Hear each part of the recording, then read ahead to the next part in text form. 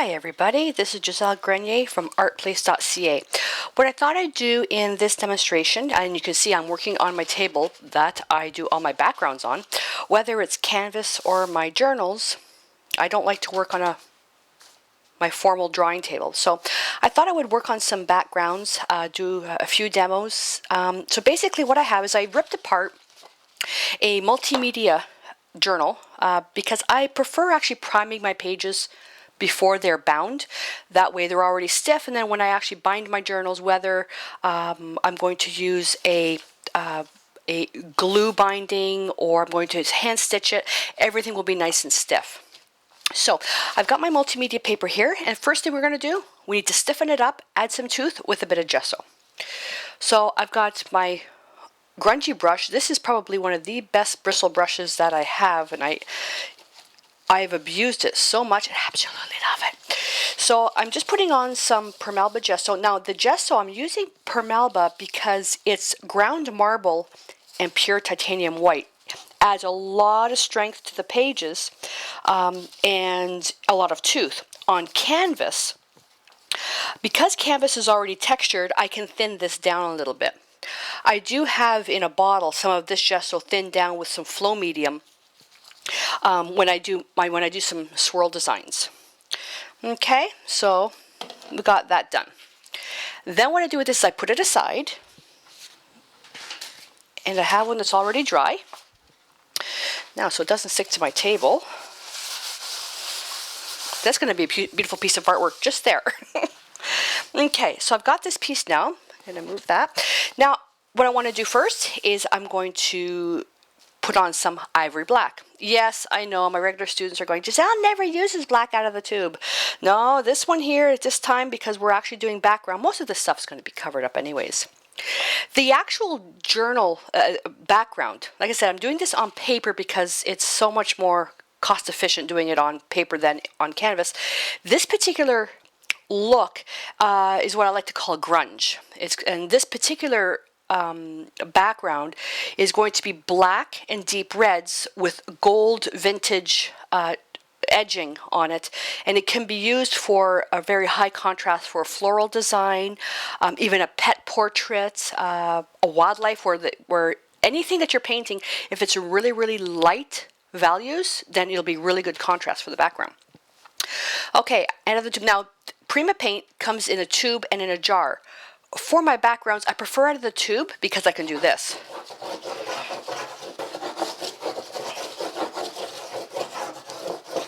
Okay, why do I do that?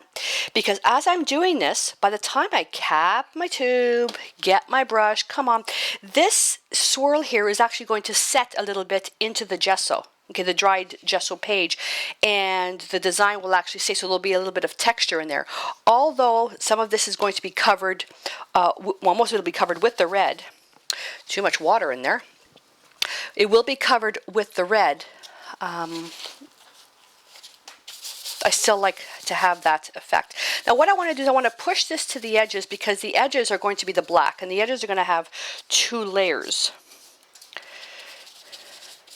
And then when it dries, you'll have a really nice effect.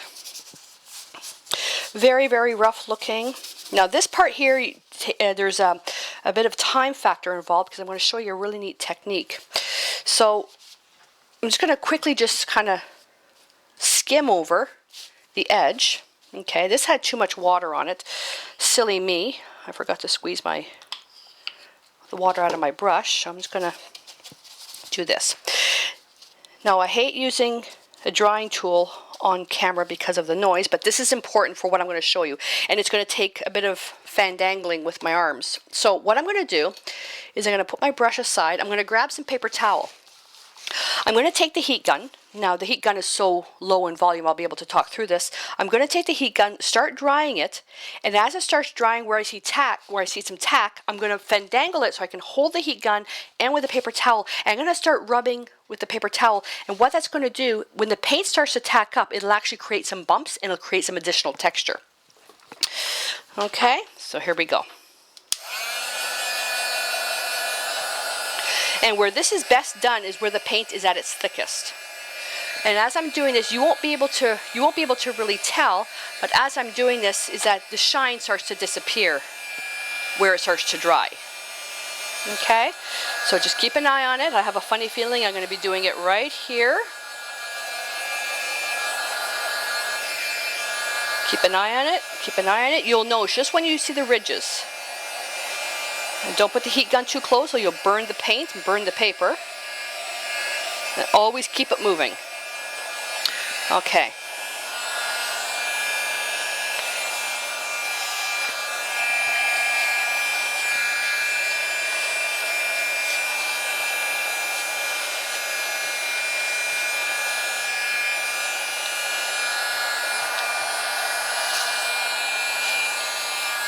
Turn this off for a sec. It's too hard on camera to do this. But you have to just keep drying it. There we go. It's all time sensitive here. How?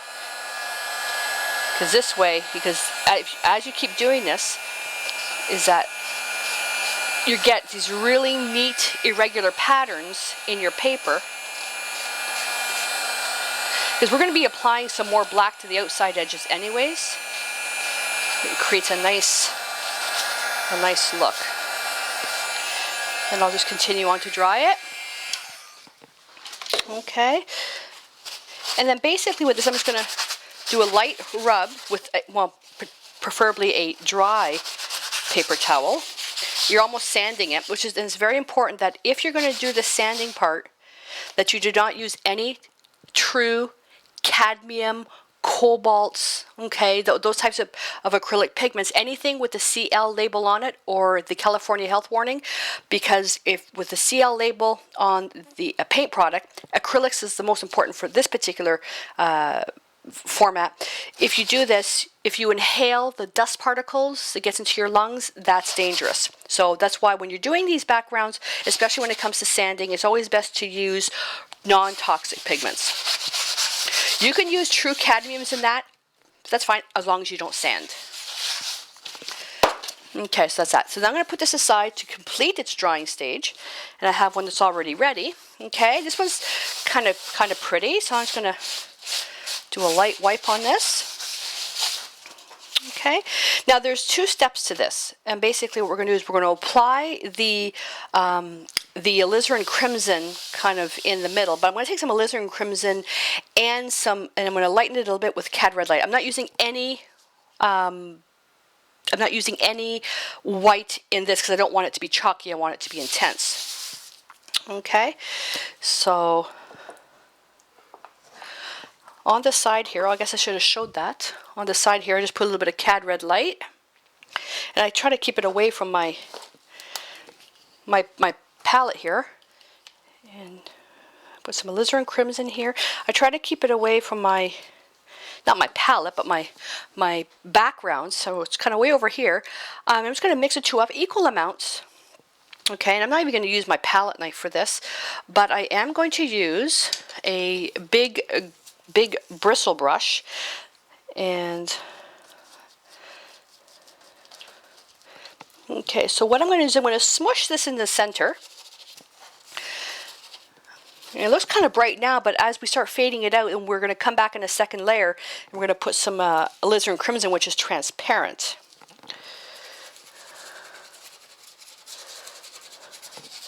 Okay, always start in the middle and start working towards the outside edge. And what this does is it fades the paint, because as you start running out of paint, it fades it out.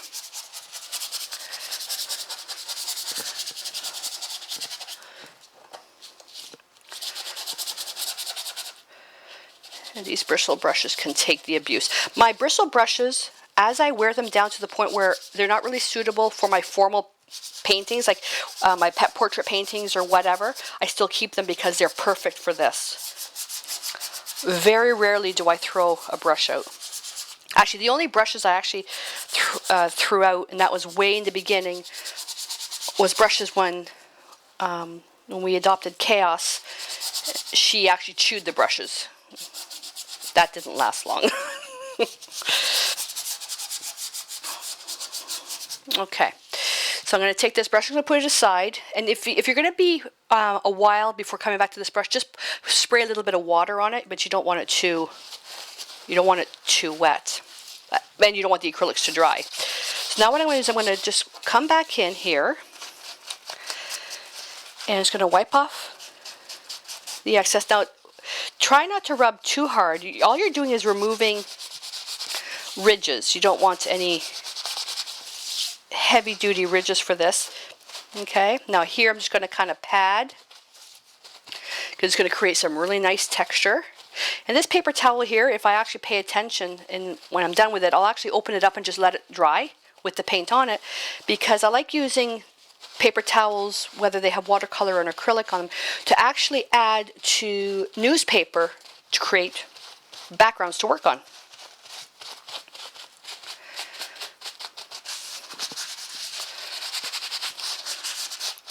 Okay, I'll dry this. Now I don't have one that's already done, so I'm just going to do this work on this one here, because this stage here, they always look different. And where the paint was scraped off before, it really grabbed. You know where that black stuff that came off before? It really grabbed the red. And as you dry this, and again, that's the one thing you have to be careful, is that, you know, these heat guns, they're embossing guns. Or these are like not weaker versions, but smaller versions of heat guns that you use to remove paint from cupboards and that. Paint strippers, like the heat guns. So inside here, it's a red, like flaming red hot element. So don't get too close. The instructions say 2 inches. I find that a little bit hot. You can use a hair blower as well, but a hair blower I wouldn't be able to talk at the same time. And the air pressure is so strong, it blows everything away. Okay, or you can let it air dry. I just use the heat gun to save time. Now what I'm doing here, I'm cooling off the paper. I don't want to apply paint to hot paper. Okay. Alrighty, see the background all kind of yucky from this? I don't care. Alright, now what we're going to do, I'm going to dip my brush into a little bit of water there. Okay, so now we're going to take some alizarin crimson now. Now alizarin crimson is transparent. This one here though, I can go right around. I'm not going to put too much, around the edges a bit. Now the next layer we do after this, we're going to be actually feathering some black around the edges. But don't get into any regular patterns. You want it to be random. Okay, so I still have my dirty brush here, and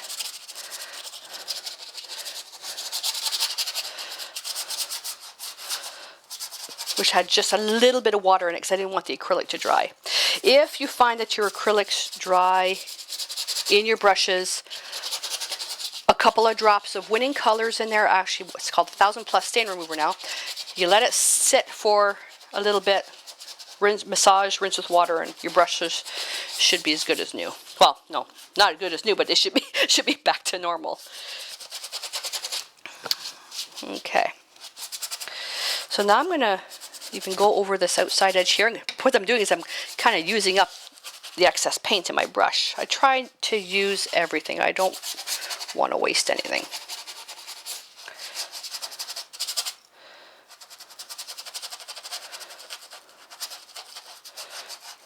Okay, let's take a look. That's actually pretty good. Now I don't know if you can see this. So you can see these scrapes with the alizarin crimson. That's what we're looking for. That's why we press very hard and we don't use too much paint, because it really presses it right in there. Okay, now I can put my brush in water. And all this leftover paint here, I can actually mist it and keep it for something else, or I can just scrape it off and just quickly splat it onto another background page. That's what I can do. But for video purposes right now, I'm just going to wipe it up with a paper towel. Now, this is almost dry, but the edges are fine. So what I'm going to do is I'm going to take some black. Now the black I'm not going to put on here. I'm just going to put it on the side here. Where can you see? I'll just put it on the side. You know what black looks like. Okay. And it's actually ivory black. Now with a dry brush, I'm just going to go into this, okay? And then I'm going to reach over, get in your way, okay? Load it really one side, then you can flip it over, and then you're going to remove the excess. Now this is key. Take your time with this part here, okay, to start. And now I'm just going to fade a black border on here, but make sure you don't have a straight line. So I'm kind of going a little bit in, a little bit out. And what this is doing is creating a distressed edge on it, because we're going to overlap some iridescent gold on top of this.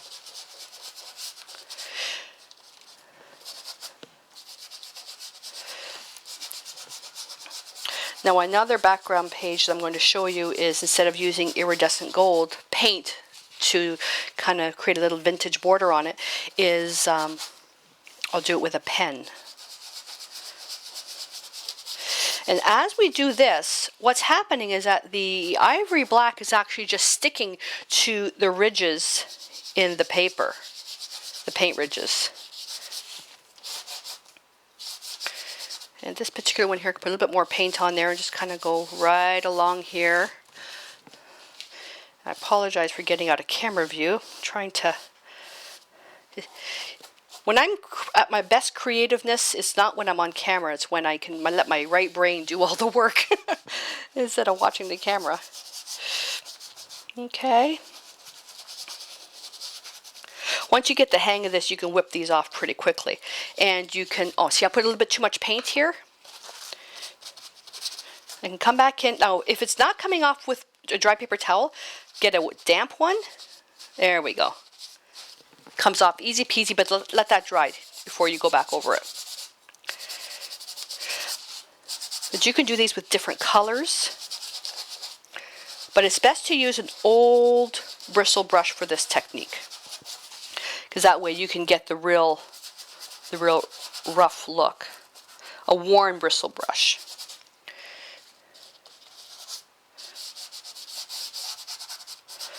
And what you want is, you definitely want the actual outside edge to be black. And then it just fades in. Okay, see that perfect line there? Get rid of that. I can come in a little bit more. Okay. I see a white spot on camera, but I don't see it here. Where is that? Right here. Okay. So you're just going to go outside with the very outside edge with the black. Okay. Get rid of all the white spots. Even though you're probably gonna cover most of this up, it's kind of nice still to have a background that's quite nice. Now, again, you can do this on canvas or on multimedia paper.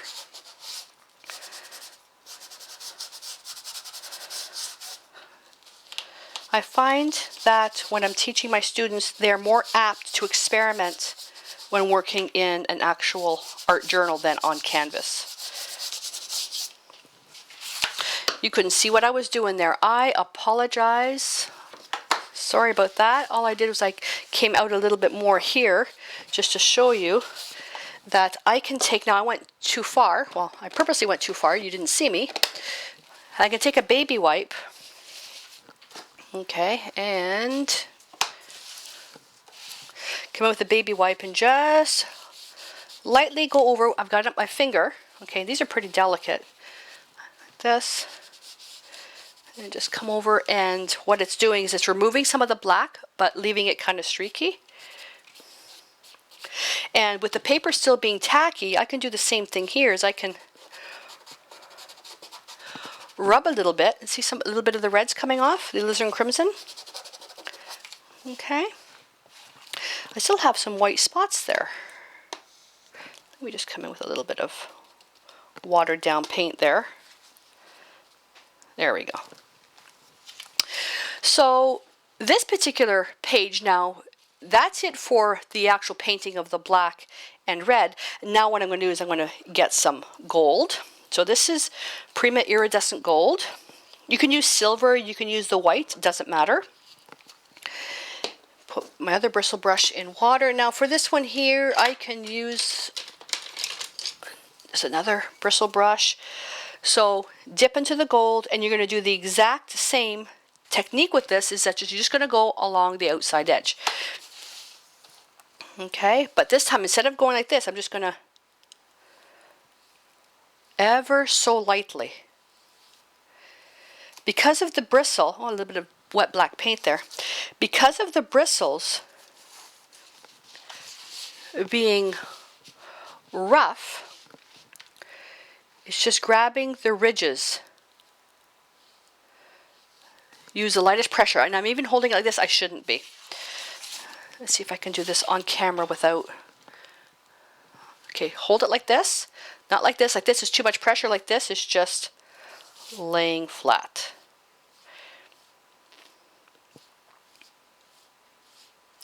And this is how I paint a lot of my mountains too.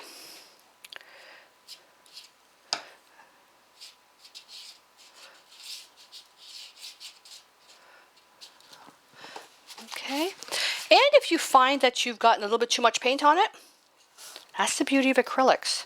Wipe it off. Let it be broken. And this technique that I'm doing here is the same technique when I paint my mountains. Like I do landscape, I let just the brush just skim the surface. Then as you start running out of paint, I can go in a little bit more.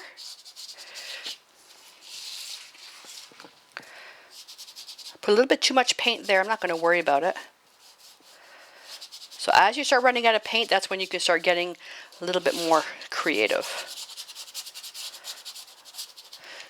Now, I wonder if I can...